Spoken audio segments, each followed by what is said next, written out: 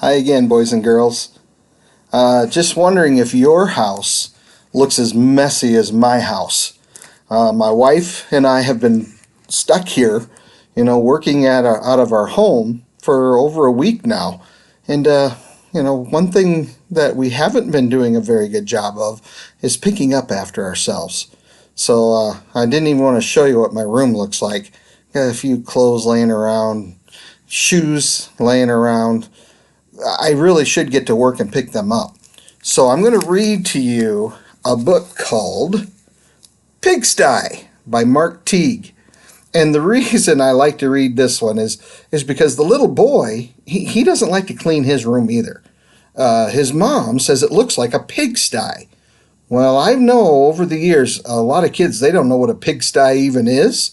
But back in the old days, when farmers would keep their pigs in a barn, well, they would keep them in a little pen that was called a pigsty.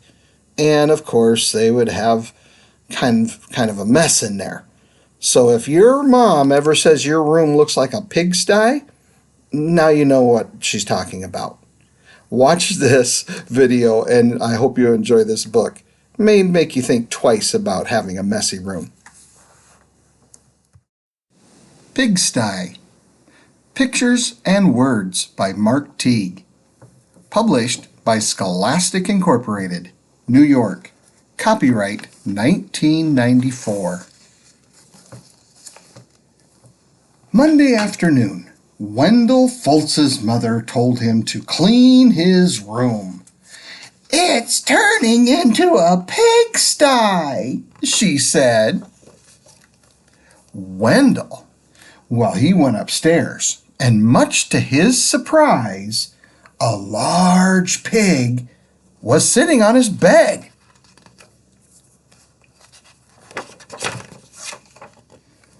"Pardon me," said Wendell.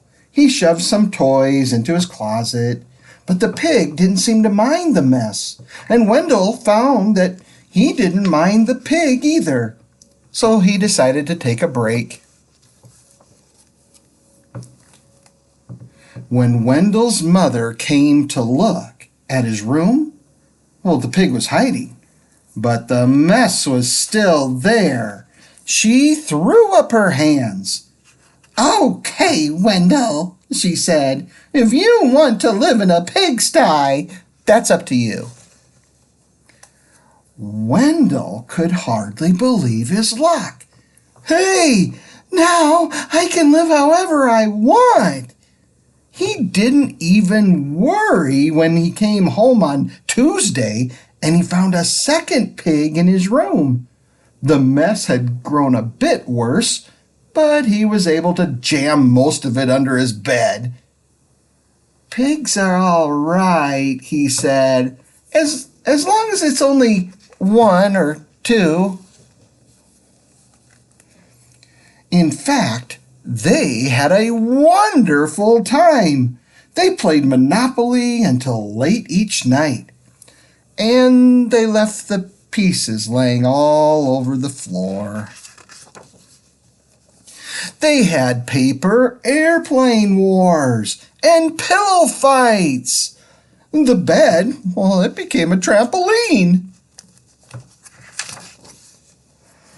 Then 2 more pigs showed up, and the mess just grew and grew. That night, when Wendell went to bed, well, the pigs were lying everywhere. They rolled up in his blankets, and they hogged his pillows too. Wendell told himself he didn't mind, but then he found hoof prints on his comic books. And Friday, when he got home from school, he saw that someone had been sitting on his basketball, and his baseball cards were chewed. "That does it," said Wendell. "I've had enough." He ran downstairs to tell his mother. "Sorry," she said, "but your room is your responsibility." And she handed him a broom. Wendell started to complain. The mess was too huge. But suddenly he remembered a saying he had heard, that many hooves make light work. He marched upstairs and he organized a cleaning crew. They swept and scoured, polished and scrubbed. Later that afternoon, Wendell inspected his room and pronounced it clean. In fact, it was a bit too clean from a pig's point of view. So while Wendell inspected, the pigs prepared to go home. One of them made a phone call, and a farm truck came to pick them up. They hugged and grunted and oinked goodbye. From that day on, Wendell kept his room clean. Except for those nights when his friends came by to play Monopoly.